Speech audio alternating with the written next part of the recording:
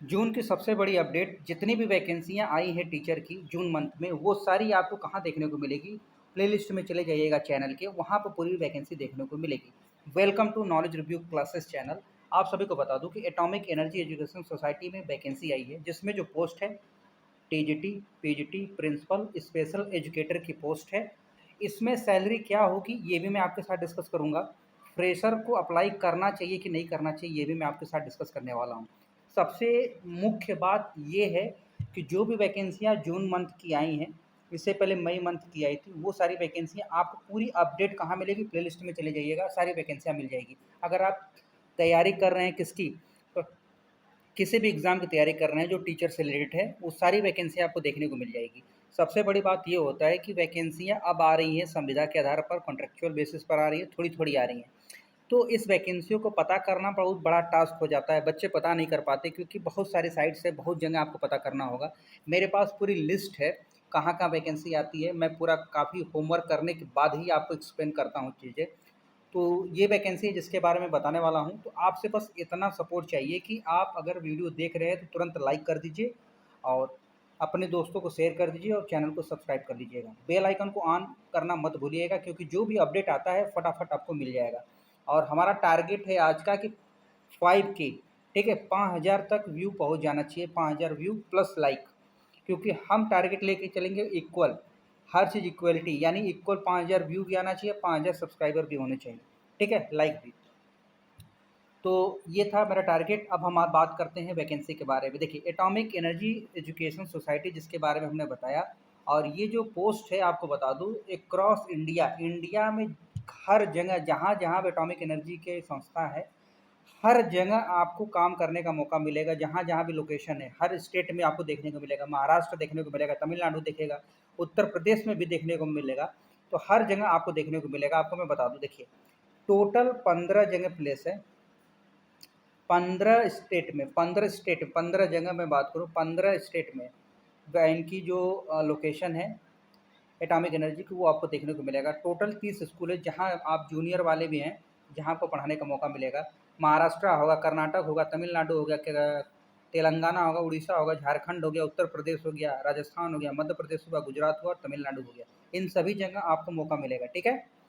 अब इसमें कहाँ-कहाँ है एग्ज़ैक्ट लोकेशन इन्होंने दिया है, ये आप देख सकते हैं। अब ये फॉर्म आपको ऑनलाइन भरना याद रखिएगा, और यहाँ पे ये वैकेंसी आपके सामने नंबर ऑफ वैकेंसीज़ प्रिंसिपल की दी हुई हैं।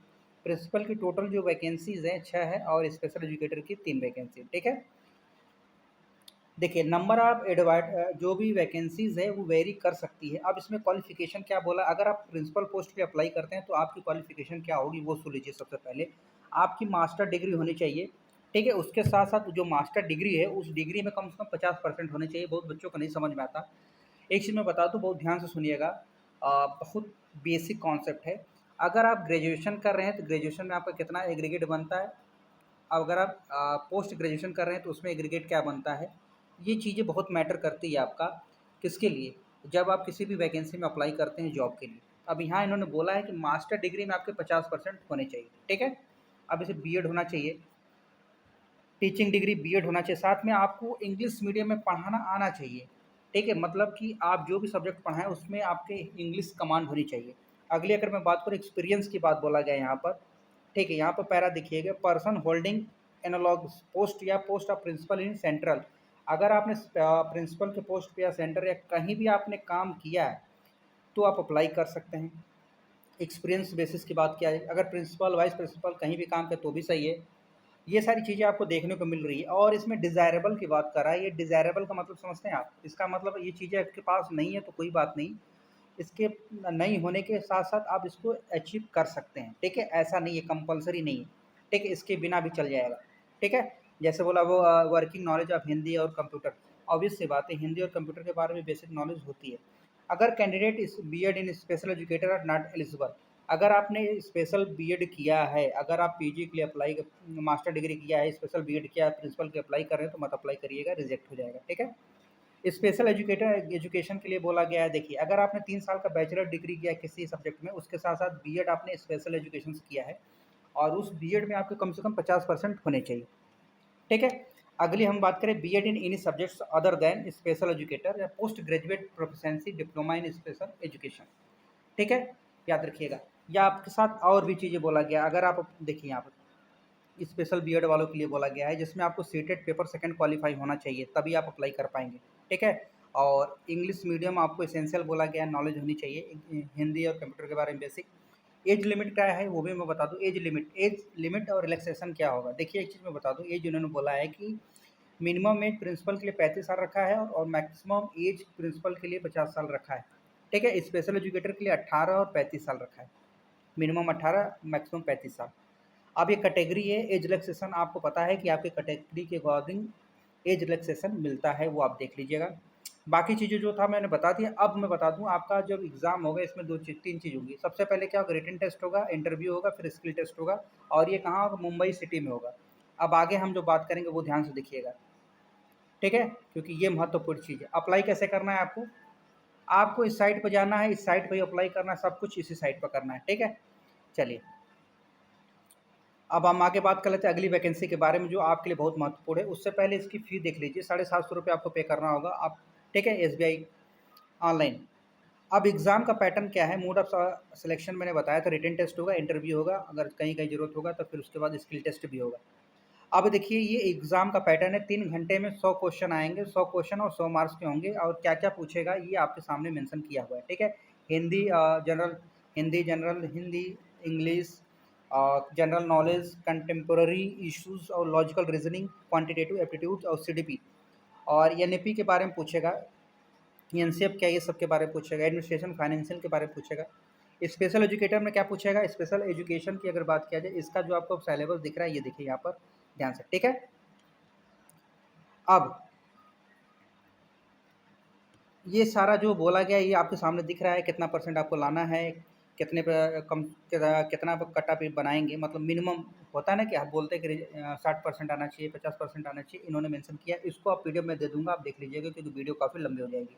अब हम जो बात करेंगे किस वैकेंसी के बारे में, टीजीटी और पीजीटी वैकेंसी की बात करेंगे, क्योंकि बहुत महत्वपूर्ण है उसको भी। उससे पहले मैं बता दूँ इसकी लास्ट डेट क्या है, 22 तारीख से स्टार्ट है और 12 तारीख तक फॉर्म भरे जाएंगे, और 12 तक फॉर्म सबमिट भी होंगे। उसके बाद आपका एग्ज़ाम डेट हो जल्दी बताया जाएगा। एग्ज़ाम डेट के 3 दिन के बाद, सॉरी 3 दिन के भीतर आपका जो रिटन टेस्ट है उसके बारे में आंसर की रिलीज़ हो जाएगी। फिर 72 आवर्स का टाइम मिलेगा, ताकि आप अपने आंसर की में कुछ करेक्शन करना चाहें तो कर सकते हैं। ठीक है, ये सब चीज़ें मैं बता दिया, और भी चीज़ें हैं जो मेंशन किया है वो देख सकते हैं। अब हम बात करते हैं पीजीटी की बात करते हैं और टीजीटी की बात करते हैं। सबसे खास, अगर आप पीजीटी किए हैं, मतलब पोस्ट ग्रेजुएशन है, मान लें आप एमए किए हैं हिंदी से, इंग्लिश से, या फिर आपने एमएससी किया है केमिस्ट्री से, मैथ्स से, या फिर बायोलॉजी से, जूलॉजी से, किसी से, तो आपके लिए भी तो कोई पोस्ट होगा। उसके लिए मैं बता दूँ, ध्यान से देखिए। पीजीटी के जो पेमेंट्स आपको मिलेगी 27,500 पर मंथ मिलेगी। मैक्सिमम जो एज होगा 50 साल होगा, और मेन के लिए और फीमेल के लिए 55 साल रखा गया है। आपका जो देखिए इन्होंने ये भी बोला है कालांश क्या मिलेगा, पर जो कालांश मतलब पर पीरियड जो मतलब होता है, पर लेक्चर आप जो पढ़ाएंगे तो 220 रुपये पर लेक्चर मिलेगा। ठीक है, इसी तरह टीजीटी में 26,250 रुपये मिलेंगे प्रति महीने। 45 से 55 साल रखा गया, 45 मेन के लिए, 55 फीमेल के लिए। अब इसी तरह हम बात करते हैं पीआरटी की बात करें, जिसमें म्यूजिक टीचर और प्रिपरेटरी टीचर की बात किया जाए, तो 21,250 रुपये प्रति महीने मिलेगी। 40 साल मेन के लिए, 50 साल वोमेन के लिए। ठीक है, एक चीज़ मैं आपको बताना चाहूँगा, अगर आप पीजीटी के लिए अप्लाई कर रहे हो तो आपके साथ क्या होना चाहिए, ये एक तो मास्टर डिग्री उस सब्जेक्ट में होना चाहिए, साथ में उस मास्टर डिग्री के साथ साथ आपके पास बीएड भी होना चाहिए। 2 चीज़ें याद रखिएगा। ठीक है, ये चीज़ बेसिक है।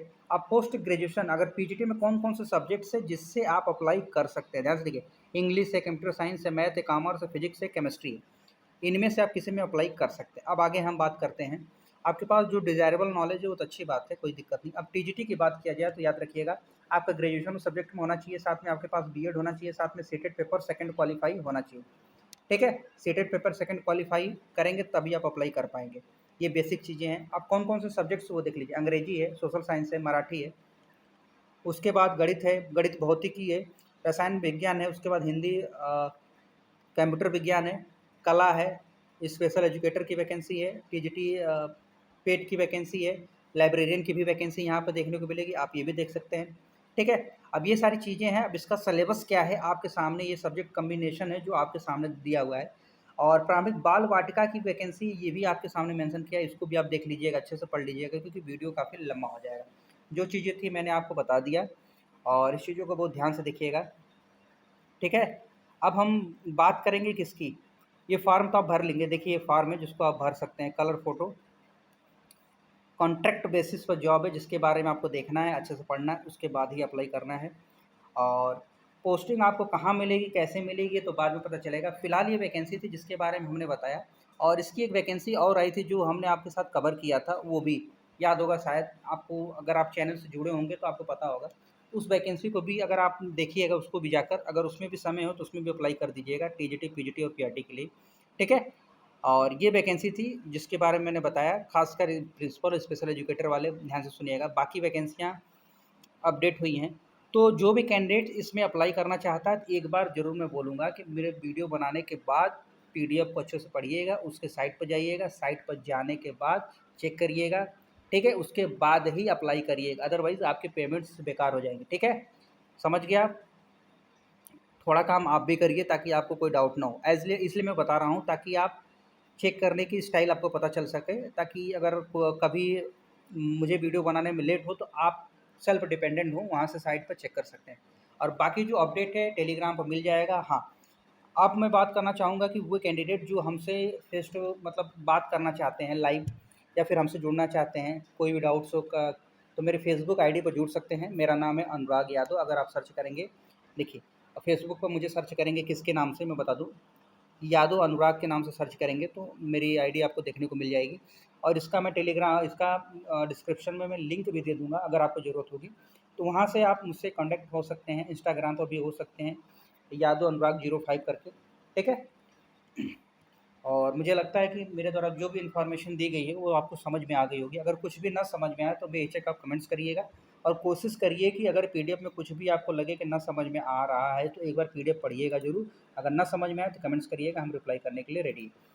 और हम आशा करते हैं अभी तक आप लोग लाइक कर दिए होंगे चैनल को, लाइक, शेयर और सब्सक्राइब कर दिए होंगे। धन्यवाद।